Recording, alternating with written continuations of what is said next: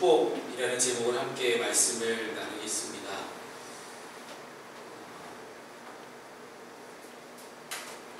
여러분, 한자 성어 중에 사자성어 중에 인과 응보라는 단어를 혹시 들어보셨나요?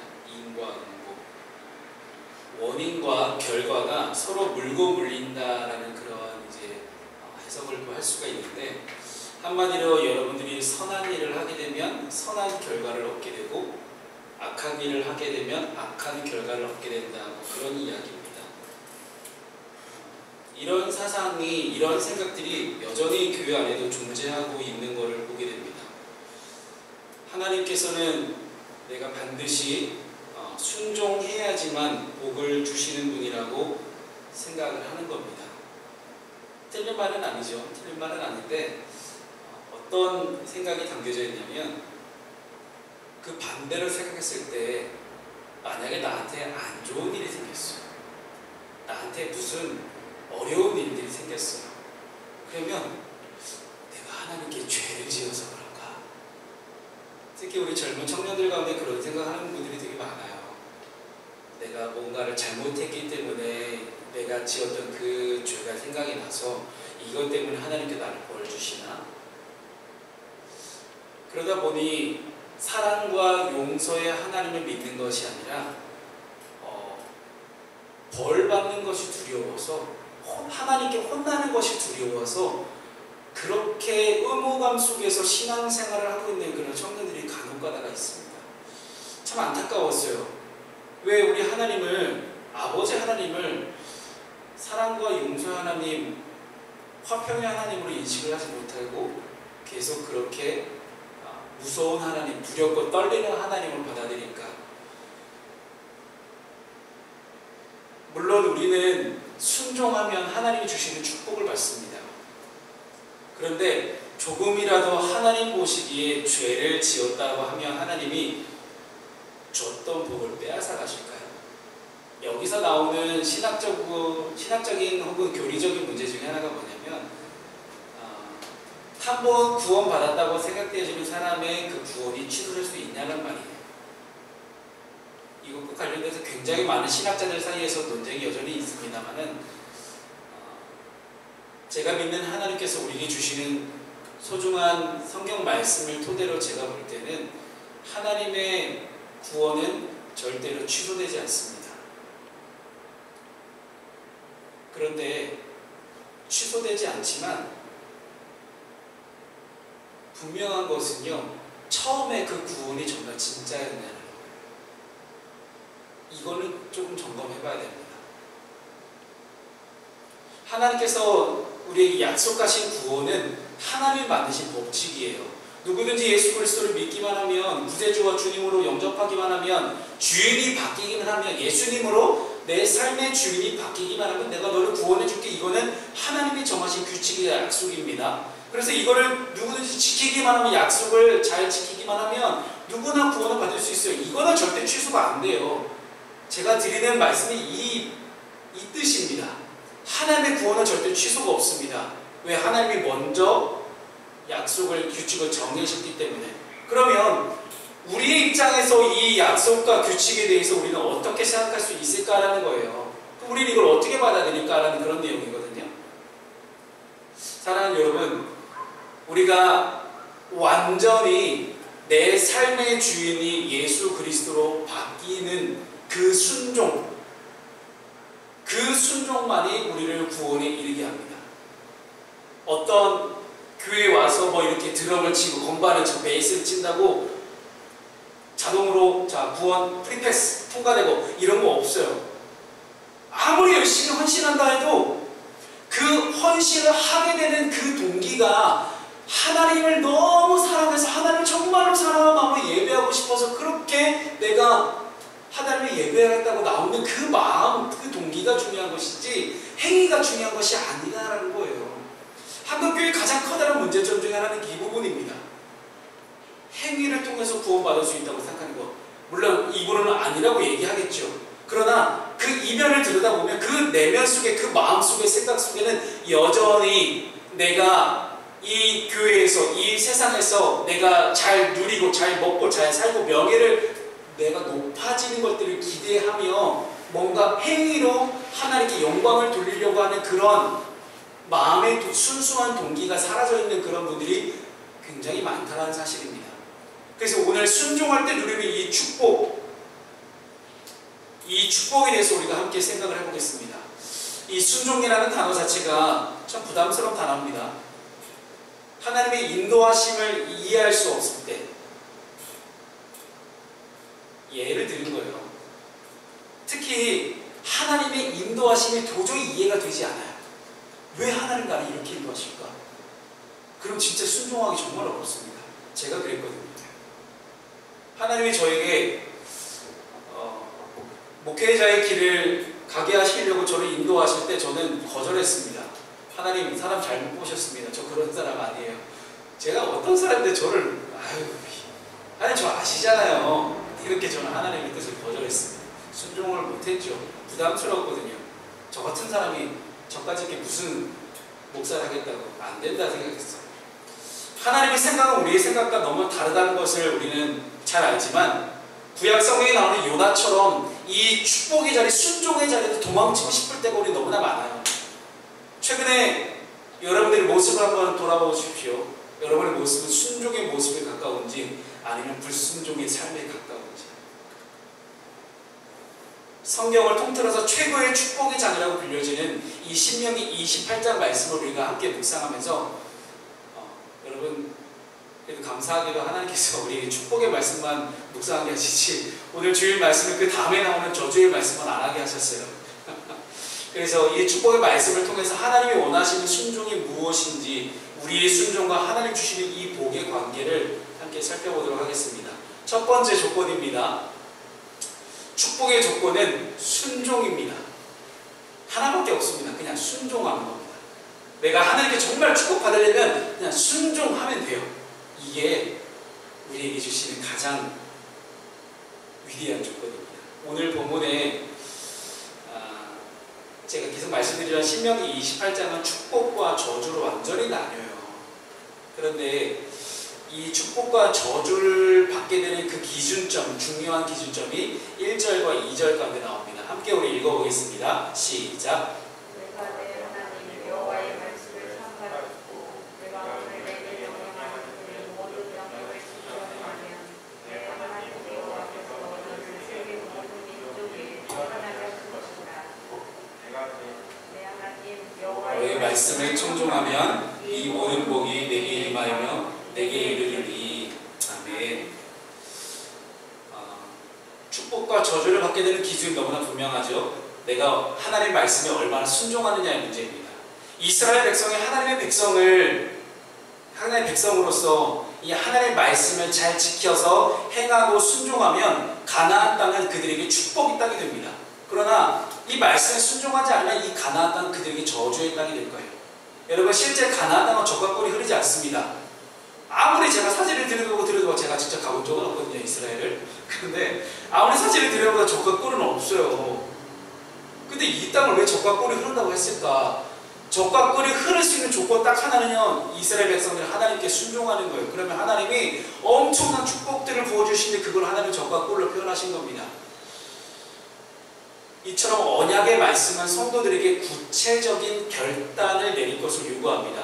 이 성도들의 형통하면 말 그대로 잘 나가는 거예요. 뭘 하든지 다 잘 되는 거예요. 이걸 해도 잘 되고 이걸 해도 성공하고 다 되는 거예요. 그러면 이 성도의 형통함도 하나님의 말씀에 순종하기를 결단하는 그 반응에 달려있다는 사실입니다. 이렇게 순종하는 사람에게 주시는 축복은 너무나 많습니다.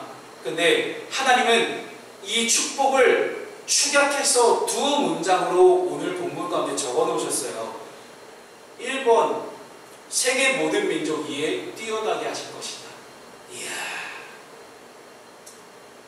여러분, 요즘 텔레비전 보면 도쿄올림픽에서 메달 딴 선수들만 더럽게 많이 나오거든요. 더럽게 죄송합니다. 제 속마음이 너무 나갔나요? 무슨 올림픽 특집이 한 달 넘게 계속될 것 같아요. 물론 그 선수들이 흘리신 피와 땀과 눈물 정말 소중합니다. 근데 뭐 모든 방송사, 뭐 옛날에 KBS, MBC, SBS밖에 없었지만 요즘 뭐 케이블 TV까지 모든 방송사들이 이 도쿄올림픽 선수들을 초청하느라고 정작 이 선수들이 훈련을 못하고 있대요. 이제 아시안게임 준비해야 되거든요, 좀 있으면. 근데 아시안게임 준비를 해야 되는 이 시간에 선수들이 정작 이 올림픽이 1년이 늦춰지다 보니까 훈련을 지금 못하고 있는 그런 상황이라고 합니다. 이제 그만 부르세요.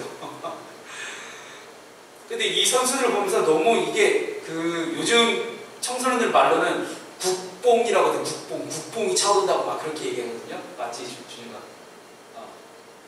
국뽕. 그러니까 대한민국 국민으로서의 어떤 자부심이 확 일어나는 거예요. 얼마나 기뻐요. 막 우리 안산을 찾질 않지만 안산을 빛내줄 우리 안산 선수 막 금메달 3개 따고 얼마나 가슴이 벅차요. 내가 금메달 딴 것도 아닌데 너무 기분이 좋잖아요. 여러분 다 그렇게 될 수 있습니다. 우리 준혁이, 종혁이, 요한이가 그렇게 될 거예요. 세계 모든 민족 이외에 이들이 그렇게 뛰어난 아멘을 안 하니 왜 얘들아. 우리 풍짝이 좀 맞아요. 내가 설교를 마시면 낫지 않겠니? 자, 우리 준혁이, 종혁이, 요한이가 세계 모든 민족에 뛰어난 우리 청년들이 될 겁니다. 아멘. 네. 아멘 좀 크게 하자. 그리고 하나님 뭐라고 말씀합니까? 2절 말씀에 이 모든 복이 내게 임할 것이다 라고 성경은 말씀하잖아요. 여러분 너무 좋지 않으세요? 저는 신명기 28장 이번 주간에 묵상하면서 너무 기분 좋았어요. 마치 제가 이미 복 받은 걸 다 받은 것 마냥, 이야, 하나님 이렇게 나에게 보험을 확실하게 들어놓으시는구나. 여러분 세상에 이런 보험이 어디 있습니까? 우리 이름은 우리가 결코 뛰어나게 할 수 없습니다. 우리 이영표 선수도 계시지만 전 세계 이름을 떨친 많은 스포츠 스타들 중에 크리스찬들이 굉장히 많아요. 그분들의 특징이 공통점이 한 가지가 있죠. 경기 시작 전에 기도하고 경기 마친 후에 기도하시는 모습. 너무나 감동이에요. 그들은 하나같이 똑같이 고백합니다. 나의 나된 것은 다 하나님의 은혜다. 내가 이렇게 잘 할 수 있는 것도 하나님의 은혜입니다. 하고 그들이 고백합니다. 여러분 그렇습니다.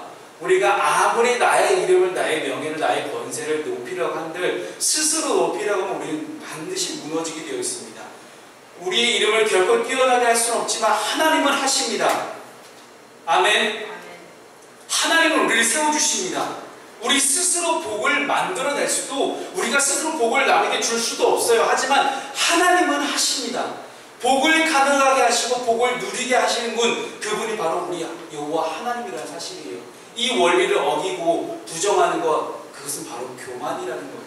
내가 스스로 모든 민족 위에 뛰어나 보려고 하는 것, 내가 남들보다 더 잘나 보려고 하는 것, 그거 다 교만이라는 거예요. 내가 내 복을 내 힘으로 만들어 보려고 하는 것, 내가 내 힘으로 잘 먹고 잘 살아보려고 하는 그 모든 것들, 이것은 다 교만이자 오만이라는 사실입니다.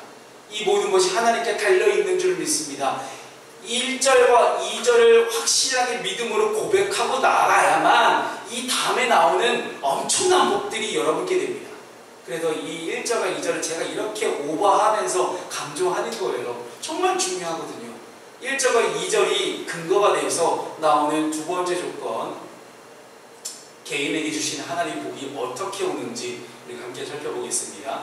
우리 본문 3절부터 6절까지 말씀 함께 읽어보겠습니다. 시작. 성읍에서도 복을 받고 들에서도 복을 받을 것이며 내 몸의 자녀와 내 토지의 소산과 내 짐승의 새끼와 소와 양의 새끼가 복을 받을 것이며 내 광주리와 떡 반죽 그릇이 복을 받을 것이며 내가 들어와도 복을 받고 나가도 복을 받을 것이다. 아멘.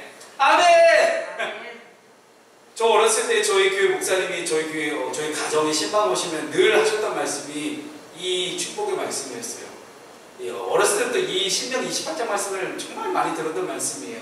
근데 그 중에서 정말 좋았던 게 뭐냐면 들어와도 복을 받고 나가도 복을 받을 것이냐. 너무 좋은 거예요. 아니 들어가도 나가도 다 복을 받으니 뭐 어디서나 복을 받는다는 거잖아요. 세상에 이렇게 좋은 말씀이 어디 있을까 싶어요. 그만큼 저는 이 3절부터 6절까지의 말씀을 하나하나 곱씹으면서 묵상을 해봤을 때 야, 이게 우리가 받을 수 있는 복의 최종 목적지가 뭘까 생각을 해봤거든요. 그게 바로 6절인 것 같습니다. 들어와도 복을 받고 나가도 복을 받는다. 이 자리에 계신 모든 하나님의 백성들, 온라인을 함께 예배하는 모든 우리 푸른숲교회 성도들 가운데 집을 나서도, 집에 들어와도 온전한 복이 여러분과 함께 하시기를 주님의 이름으로 축복합니다. 아멘 하시는 분에게, 아멘 그렇게 하신 분에게 놀라운 축복이 임할 줄로 믿습니다. 아멘. 제가 오늘 작정했어요. 여러분과 함께 축복을 나눠보려고. 하루를 시작할 때 일하시는 분들의 보기라면 집을 나서면서 그 마음에 하나님이 주시는 축복으로 가득해서 그렇게 평안할 수 있기를 축복합니다. 그리고 하루를 마무리하고 다시 집으로 돌아올 때 평안한 마음으로 그 가족들이 있는 집의 문을 열면서 내가 이렇게 하나님의 축복 가운데 살다가 다시 들어왔구나라는 그런 고백이 있기를 바랍니다. 이런 복이 가능하려면 모든 것에 하나님의 다스리심과 보호하심과 인도하심이, 하나님의 도우심이 가득해야 돼요. 함께 읽은 이 말씀은 우리의 개인적인 모든 삶의 영역과 환경 속에서 함께 누리는 복을 이야기합니다. 여기 보시면 제가 색깔로 표시해놨죠. 복을 받을 것이다, 복을 받는다, 복을 받는다, 복을 받는다. 이게 총 6번이나 나와요. 말씀에 순종하는 한 개인을 통해서, 잘 들어보세요. 내가 말씀에 순종하면요, 나 한 명을 통해서 성읍과 들은 물론이고 자녀와 모든 짐승, 심지어 광주리와 떡 반죽 그릇까지도 복을 받는다라는 거예요. 내가 뭐하면? 내가 하나님의 말씀에 순종하며, 나 한 명 때문에. 여러분, 가나안 땅에서는 이 3절부터 6절까지 나오는 이 모든 복의 말씀들이 바알신의 영역으로 알려져 있습니다. 바알신이 이것들을 풍요롭게 해주는 그런 신이라고 믿어서 이제 신상을 조각하고 바알신을 믿었던 거예요. 어찌 보면 이 3절부터 6절까지 나오는 이 말씀은 당장 내가 먹고 사는 것과 직결되는 말씀이에요. 바알신 자체가 내가 먹고 사는 것과 직결되는 신이 딱 바알신이었어요. 그래서 이스라엘이 바알에게 완전히 무너졌던 겁니다. 당장 먹고 사는 게 힘들었기 때문에. 근데 먹고 사는 게 왜 힘들어졌어요? 이게 악순환이에요. 하나님을 믿고 하나님 말씀에 청종하지 않으니, 하나님을 믿고 따라가지 않으니 그들에게는 농사가 안 되기 시작을 해요. 온갖 병충해와 악재들이 겹치기 시작을 해요. 그러니 어떻게 하면 잘 먹고 잘 살아볼까? 하나님을 선택하는 것이 아니라 당장 먹고 사는 문제와 직결되어 있는 그런 바알신 따위와 그들은 타협을 하기 시작한 겁니다.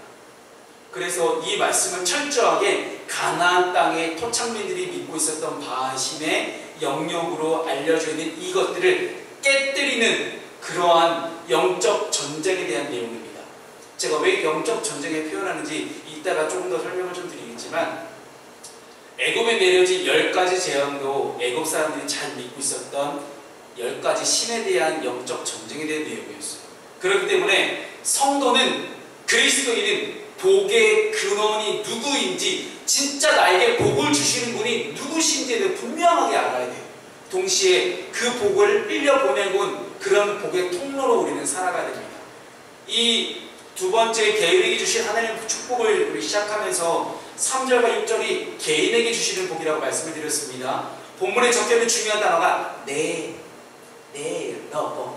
너. 제가 그 색깔로 표시를 해놨죠. 복을 받는 것이 하나님의 말씀을 듣고 순종하는 한 개인을 통해서 흘러가고, 그 사람의 모든 영역과 환경이 모두 그 사람을 통해서 축복을 받게 된다는 이야기예요. 너무나 놀라운 말씀입니다. 즉, 내가 한 명, 나 한 명이 예수 그리스도를 잘 믿잖아요.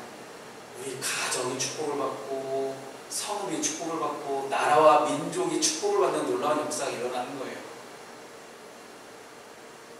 나 한 명을 통해서 우리 가정과 주변 이웃들과 이 나라와 민족이 축복을 받고 형통한 삶을 살게 된다고 하면, 어찌 주변 사람들이 우리의 이름을 뛰어나다고 하지 않을까요?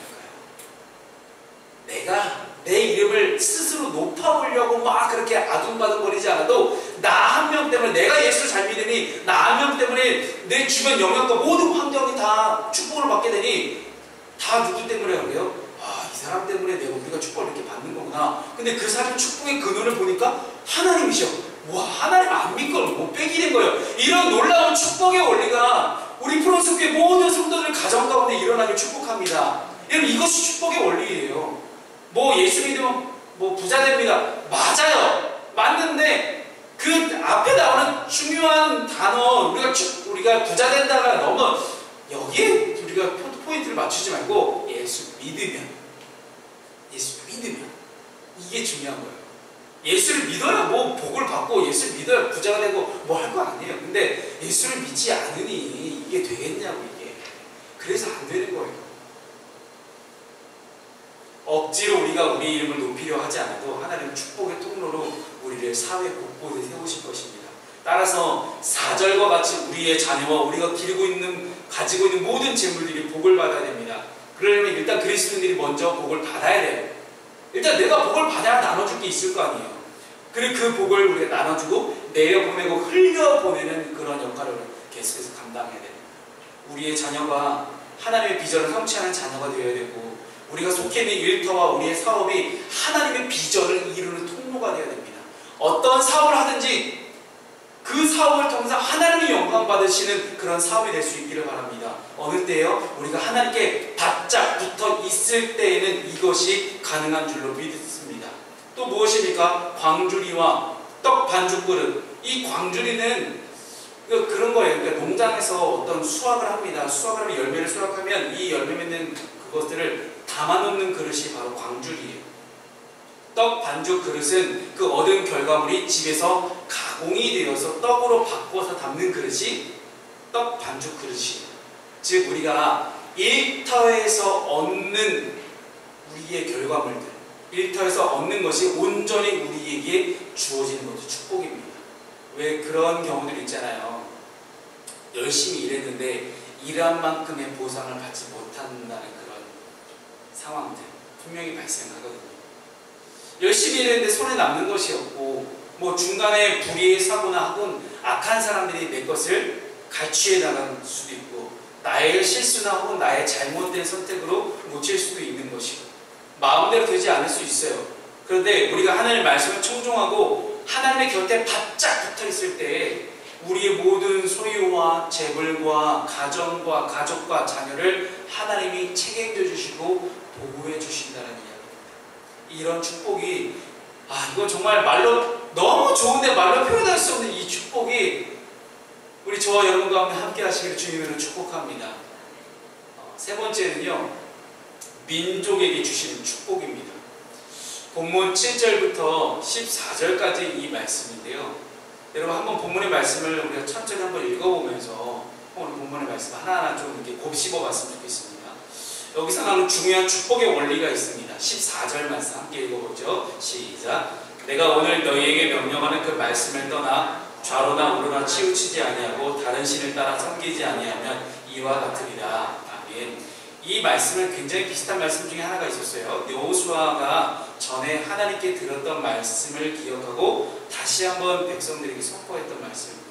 우리 여호수아 1장 7절 말씀 굉장히 비슷하죠. 함께 읽습니다. 시작. 오직 강하고 극히 담대하여 나의 종 모세가 내게 명령한 그 율법을 다 지켜 행하고 우로나 좌로나 치우치지 말라. 그리하면 어디로 가든지 형통하리라. 아멘. 제가 여기서 주목하는 것이 무엇이냐면 어디로 가든지. 어디로 가든지. 그 다음에 제가 오늘 이제 화면에 띄우진 않았지만 1장 9절 방금 함께 읽은 말씀 1장 7절에 바로 뒤에 말씀을 보게 되면요, 내가 어디로 가든지 내 하나님 여호와가 너와 함께 하시느니라라고 말씀해요. 어디에 있든지. 사랑하는 여러분, 제가 아까 영적 전쟁이라고 말씀드린 이유는 여기에 있습니다. 축복은 가만히 있는다고 주어지는 게 아닙니다. 내가 예수님 잘 믿을 게 그냥 마음으로 잘 믿으면 되지 않나요? 꼭 교회 가야 되나요? 꼭 봉사해야 되나요? 꼭 선교해야 되나요? 꼭 누군가를 섬겨야 되나요? 꼭 구제를 해야 되나요? 저 꼭 전도해야 되나요? 이렇게 얘기할 수 있어요. 왜 그런지 말씀을 드릴게요. 축복은 절대로 멈춰있는 것이 아닙니다. 평안이라는 것은 정지에 있는 것이 아니라는 거예요. 평안은 하나님과 함께 걸어가는 광야의 믿음의 여정과도 같은 거예요. 40년 동안 이스라엘 백성들이 광야를 떠돌면서 얼마나 많은 마음의 시험을 겪었겠어요. 물이 없다고 불평하죠. 뭐 해가 뜨겁다고 불평하죠. 먹을 게 없다고 불평하죠. 고기 먹고 싶다고 징징대죠. 이런 백성들이 어디 있어요? 어디 있긴 여기 있죠. 여러분 똑같아요. 여러분 다를 것 같아요. 여러분 광야길을 걸어가 보세요.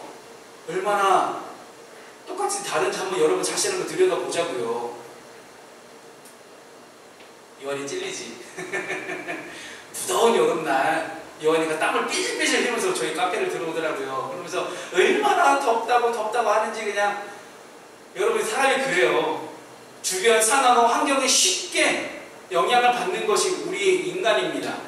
이런 관점으로 오늘 본문을 다시 보게 되면요. 축복이라는 것은 영적 전투가 없는 것이 아니라 수많은 영적 전쟁의 순간 속에서 내가 위대하고 완전한 퍼펙트 승리를 경험하는 것, 이것이 바로 축복입니다. 내가 아무것도 하지 않고 그냥 알아서 자연스럽게 하나님이 주시는 축복이 나한테 흘러들어오겠지, 그런 게 아니라 내가 어떤 삶의 현장에 있든지 내가 무엇을 하든지 그 가운데서 나를 유혹하고 나를 넘어지게 만드는 그 모든 것들로부터 내가 당당하게 싸워서 이겨서 승리해서 쟁취해서 얻어내서 그 가운데 하나님의 영광을 높일 수 있는 것, 그것이 바로 하나님 우리에게 주시는 축복이라는 거예요. 그래서 여러분 영적 전쟁을, 영적 전투를 두려워하지 마십시오. 오늘 8절 말씀은 축복은 아무것도 안 하는 거 얘기하지 않아요. 8절 말씀은 이렇게 말씀하지 않습니까? 여호와께서 명령하사 내 창고와 내 손으로 하는 모든 일에 복을 내시고 내 하나님 여호와께서 내게 주시는 땅에서 내게 복을 주실 것이며 라고 말씀하고 있지 않습니까? 내 창고와 내 손으로 하는 모든 일에, 아무것도 하지 말라는 얘기 아니에요. 내가 뭔가를 해야 돼요. 하는 가운데 그 가운데 하는 축복을 해 주실 것이라는 것입니다. 아무것도 안 하고 내가 먹고 살 만큼 돈이 많으면 얼마나 좋겠어요. 그렇죠? 우리 요한이가 방긋방긋 웃네요. 얼마나 좋아, 그치? 우리의 손으로 하는 모든 일 가운데 하나님이 관여해 주시는 게 축복이에요. 우리가 일하는 터전, 말씀에서는 땅이라고 되어 있는데요. 이 터전에서 하나님 맺기를 원하시는 열매를 거두는 것이 축복이라는 것입니다. 그 다음 10절 말씀 볼까요? 10절 말씀 보면 땅의 모든 백성이 여호와의 이름이 너를 위하여 불리는 것을 보고 너를 두려워하리라. 정말 멋진 말씀이 하나 나왔어요. 땅의 모든 백성이 여호와의 이름으로 우리를 부른다는 거예요. 앞으로 박준영은 박준영이 아니라 여호와다. 여러분 신상 모독 같죠? 그 뜻이 아닙니다. 왜 박준혁을 박준혁이라고 부르지 못하게 될까? 이겁니다. 한 가지 예를 들어 드릴게요. 이게 무슨 뜻인지. 신약 성경으로 우리가 쭉 넘어가다 보면 안디옥 교회라는 교회가 나옵니다. 신약 시대에, 초대교회 시대에 정말로 하나님 신실하게 잘 섬겼던 안디옥 교회인데, 안디옥 교회가 유명해진, 우리 그리스도인들이 유명해진 까닭이 있죠. 방금 말씀드렸지만 그리스도인, 크리스천이라는 단어가 안디옥 교회부터 시작됐습니다. 즉 예수 안 믿는 사람들이 봤을 때 안디옥 교회 교인들은 뭔가 달라요. 쟤는 뭐지? 쟤는 뭘까? 아니 예수 믿는 작자들이 모여있는 그 곳인데 왜 저 사람들은 정말 저렇게까지 남을 사랑할까? 왜 저렇게까지 남을 위해서 헌신하고 수고하고 희생할까? 저렇게까지 이렇게 자기 가진 것들을 열심히 잘 나눠줄까? 정말 저 사람들은 뭐지? 하는 거예요. 그래서 그들을 가리켜서 크리스찬, 그리스도인, 그리스도를 닮아가는 사람이라고 불렀던 거예요. 뒤에 전미사 IAN을 붙여서 크라이스트에다가 IAN을 붙으니까 그것이 크리스찬이 된 겁니다. 저와 여러분의 또 다른 이름이 그거죠. 크리스찬. 예수를 믿고 고백하는 사람을 향해서 그리스도인이라고 불렀습니다. 즉 그들처럼 예수의 향기를 내고 예수님을 믿음으로 고백하고 그분의 뜻으로 사는 인생을 살았을 때 우리는 여호와 이름으로 불리게 된다는 거예요. 우리가 크리스찬인 우리의 신분을 감추고 싶을 때가 있습니다. 저만 그래요? 저만 그랬어요? 물론 이제 저는 그럴 때가 있어요. 목사의 신분을 숨길 때가 있어요. 그러니까 일부러 숨긴다고 부끄러워 숨긴다는 것보다는 제가 여러 가지 사회 영역 속에서 너나들이 대표로 혹은 뭐 다양한 이름으로 활동을 할 때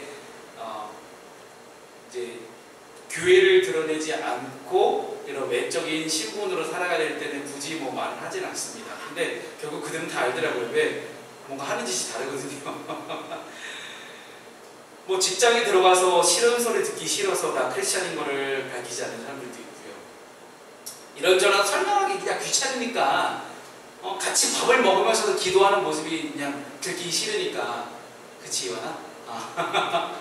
예전에 고등학생 때 우리 요한이가 저한테 그러더라고요. 너 밥 먹을 때 기도하니? 네. 얼마나 기도하니? 제가 꼬치꼬치 캐물었어요. 그랬더니 얘가 갑자기 당황하기 시작하는 거예요. 그냥 밥 먹을 때 기도한다고 얘기하면 그냥 넘어갈 줄 알았는데 갑자기 목사님 몇 초 동안 기도하니? 얼마나 기도하니? 이렇게 꼬치꼬치 캐물으니까 얘가 당황을 하는 거예요. 제가 요한이한테 뭐라 했겠어요. 제 경험을 이야기를 했죠. 내가 고등학생 때 어떻게 기도했냐면 저 방 기도한 거예요. 밥상을 딱 받아놓고 식판 딱 밥을 받아놓고 저 방 기도한 거예요. 식기도. 네. 그랬더니 그때서야 우리 요한이가 마음의 안도를 하는 표정이 딱 지어져요. 그래 목사님도 그랬는데 나도 그래. 내가 그런들 뭐 문제가 되겠어. 그 자리에 우리 준혁이 있었는데 준혁이 이제 하지 않겠습니다. 자, 준혁이 그냥 열심히 친구들을 전도하려고 했는데 친구가 없어서 전도를 못한 것 뿐이거든요. 여러분 교회를 다니거나 예수를 믿는 것이 뭔가 세상의 질타를 받는 것 같고 손가락질 받는 모습이 여겨질 것이 두려워할 때가 있습니다. 하지만 오늘 말씀에서는 그렇게 감추는 것은 축복일 수가 없습니다. 하나님의 이름이 당당하게 우리의 이마에 새겨지고 우리의 말과 행동이 눈빛과 손끝 발끝에서 뻗어나갈 때 하나님께서 우리에게 축복의 길을 열어주신다는 거예요. 그나마 우리 준혁이가 전도하러 갔던 그 한 녀석이 학교를 자퇴하고 나가는 바람에 그죠? 아직도 그 친구를 잊지 않고 있다고 전해져요. 마지막 12절 말씀을 보게 되면요. 여호와께서 너를 위하여 하늘의 아름다운 보고를 여시사 내 땅에 때를 따라 비를 내리시고 내 손을 하는 모든 일에 복을 주시리니 내가 많은 민족에 꾸어줄지라 너는 꾸지 아니할 것이요라고 이 말씀을 하고 계십니다.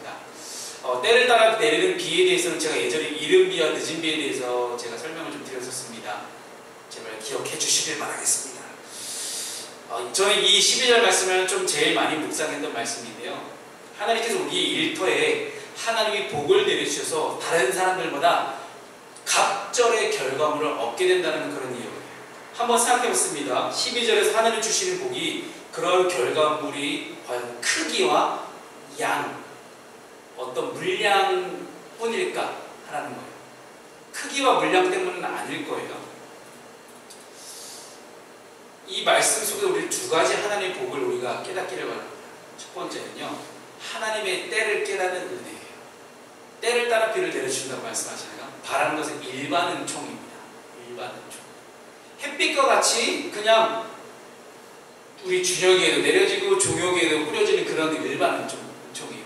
예수를 믿든지 안 믿든지 모든 사람에게 똑같이 주어지는 하나님의 은총은 바로 햇빛, 바람, 공기, 물 이런 겁니다.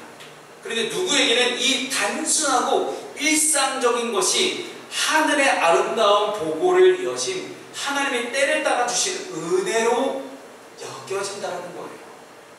저도 이제 오늘 아침에 이제 예배를 준비하기 위해서 집에서 교회까지 걸어오는데요. 아니 이 시원해지고 선선한 바람이 너무 감사하고 은혜인 거예요. 교회까지 걸어오는데 땀을 흘리면서 딱 걸어 들어오잖아요. 그러면 저는 여러분들 다 편하게 입고 계시면 저는 정장 입어야 되죠. 이걸 로망카라도 해야 되죠.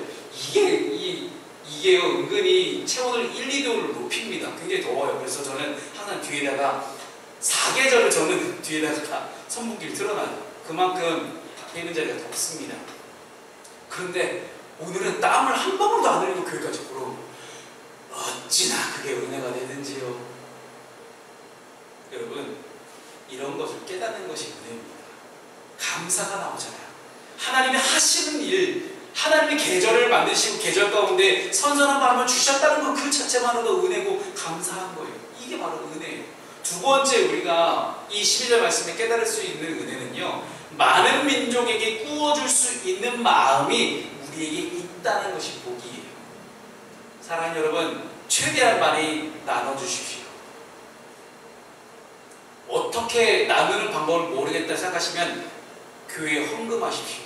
교회가 나누고 있습니다. 열심히 나누고 싶은 나눌 것은 많은데 우리는 없어서 못 나누거든요. 교회는. 여러분, 최대한 많이 나누십시오. 나누면 계속 나누면 여러분 비어있는 그 손 바닥 안에 하나님이 또 채워주실 거예요.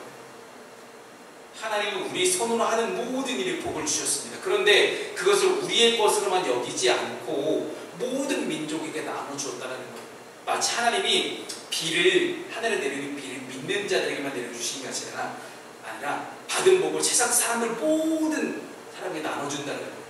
예수 그리스도라는 너무나 축복의 이 존재를, 이 축복의 말씀을 우리의 전유물로만 여기지 않고 세상 사람들에게 나눠주셨던 것처럼 이 하나님의 품성을 우리가 닮아가는 거예요. 하나님이 진짜 처음부터 끝까지 계속 이스라엘만 붙잡고 계셨다면 우리가 어떻게 하나님을 믿을 수 있었겠어요? 지금 우리에게도 예수 그리스도의 축복과 은혜가 넘쳐 흘러왔던 것처럼 우리도 똑같이 그렇게 나눌 수 있길 바랍니다. 우리가 나눌 수 있는 최고의 나눔은 복음입니다. 누구를 만나는지 복음을 전하는 거예요. 온 인류를 품는 그 마음, 하나님이 이처럼 사랑하셨다고 했던 그 사랑을 우리도 본받아서 함께 나눌 수 있는 저와 여러분에게 소망합니다. 우리가 함께 많이 불렀던 찬송가 중에 받은 복을 세어보아라, 이런 찬송가가 있어요. 한번 세보십시오. 여러분 받은 복이 얼마나 많은가. 우리가 안 세봐서 그래요. 복을 이미 내가 하나님께 받은 복을 세워보질 않으니 자꾸만 불평과 불만이 나옵니다. 그런데 이미 나에게 주실 하나님의 복이 너무나 많더라고요. 신명기 28장을 이제 마무리하면서 여러분 하나님 주신 축복이 어떤 축복인지 이제 다 감이 잡히실 겁니다. 이 외에도 정말 나누고 싶은 말씀이 정말 많았는데 이렇게 되면 오늘 1시간이 넘어갈 것 같아서 제가 설교를 줄인다고 줄였는데도 너무 축복이 너무 커서 너무 커다라니까 줄였는데도 이렇게밖에 못 줄였습니다. 그래서 설교가 좀 길어졌습니다. 여러분 양해해 주시고요. 여러분 이 예배할 수 있다는 거, 함께 이렇게 온라인으로도 함께 하나님 예배할 수 있다는 것 자체가 복입니다. 그 축복의 말씀이 저와 여러분 가운데 항상 넘쳐나서 그 축복을 마음껏 나눠줄 수 있는 저와 여러분 되시기를 주님의 이름으로